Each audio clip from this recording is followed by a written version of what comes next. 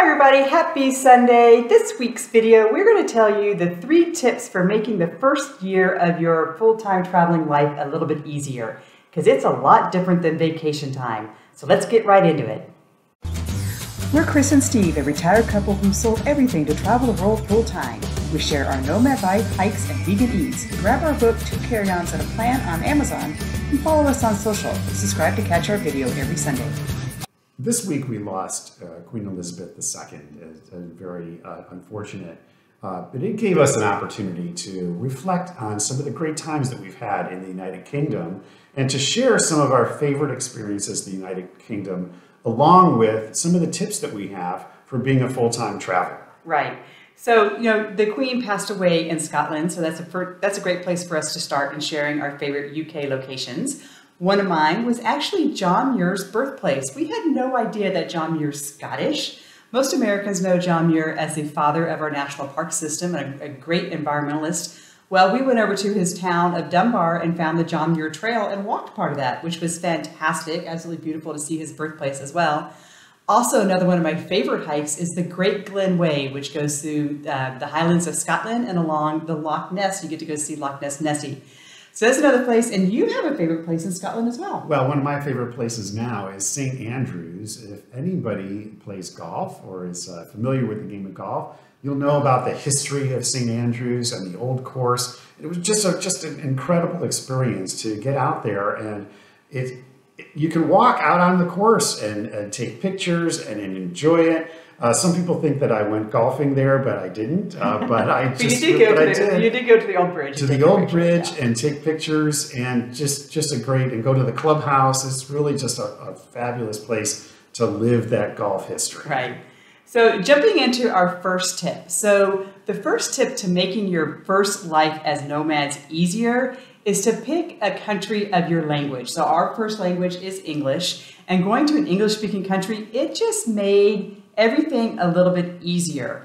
We didn't have the stressors of a new language. We didn't have the stressors of really, I mean, English culture is different than American culture, but it's really similar. The food is similar. The money is easy. And because those things are easier, the full-time travel part becomes much easier.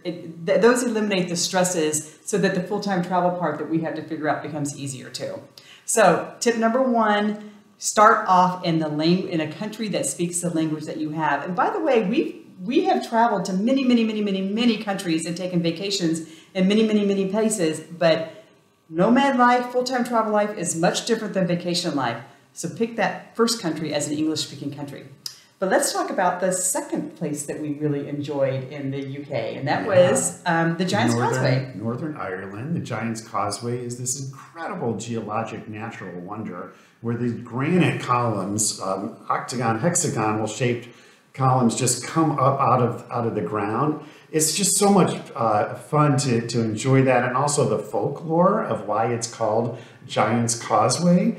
Just really a special place, and if you haven't been there, it's just some place that you've got to go and experience. And by the way, if you haven't been here to our channel and you're new to visiting, give us a like and a subscribe. And if you are a subscriber, ring the alert bell. We want to make sure all of our subscribers are coming back every Sunday at 5 o'clock Eastern to see our next video. So tip number 2, that's you. Yeah, so one of the things about being full-time travelers, the best tip that I can think of is just to slow down. You don't have to see everything in the one day. You're not on vacation. Take the time to really appreciate the cities that you're in, the countries that you're in, to really get immersed with the culture and the people, get to know the people. And again, being in an English-speaking country like the UK, it's much easier to do that, and it gives you that opportunity to get to know people, get to know the community, and really enjoy yourself. And you're going to need time to do your life too. I mean, you still need to pay bills and do your banking and plan your next destination. So slowing down lets you be able to do that. So one of the next places that we went to, we really enjoyed, is in the southwest section of England, is Bristol. Now, a lot of people know Bristol as the place where Banksy is from. Banksy is is an anonymous, well-known folklore street artist / graffitist, and he got his start in Bristol. So we got the chance to do a walking tour of all the street art. Absolutely adored it and learned really a lot about the difference between graffiti and street art. It's very controversial, and Bristol is certainly navigating the waters of how to decide what is art and what's not art. So fascinating to uncover that in Bristol. And you also went on a bike ride, right? Yes, we were, there for quite a while. So I had an opportunity to meet up with a group of new friends, and we took a bike trip from Bristol to a nearby town in Bath. And it was again a wonderful opportunity to get to know people, to go for a nice long bike ride. Bath is another great community. We'll also just briefly mention Stonehenge is also in that part of the country. So you've got to miss Stonehenge. Got to be able to do that again. But love Bristol. And the other thing that I really enjoyed doing in Bristol is do some glass blowing. So Bristol is known for its blue glass, and I was able to make a nice ornament and do some glass blowing. So again, and then you left that ornament as a gift for our homeowners for their pets today. So they really enjoyed that. Yeah. Okay, so tip number 3: really get to know yourself again. Not only are you going to get to know yourself, but you're going to get to know your partner and your relationship. Who are you? It really changes as a full-time traveler. We're not.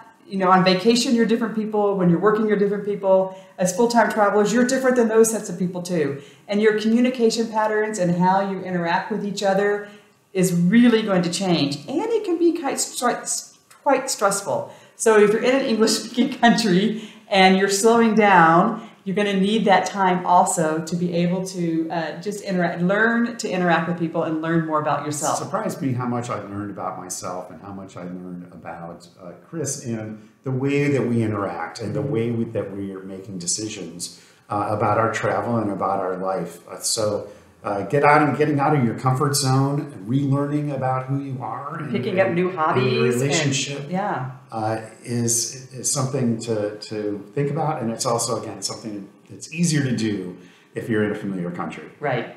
So the last place we want to share, I think, is Steve's favorite place in the UK. What was that? So this is a little bit, hokey, if you will, but if you're a Beatles fan, going to Liverpool is great, for sure. Watch the video. What we want to talk about is Abbey Road, just outside the center of London. This is where the recording studio. Paul McCartney lived across the street from the recording studio for a time being. And the iconic album cover, Abbey Road, with them crossing the crosswalk. The zebra stripe, the zebra crosswalk. With Paul not wearing shoes.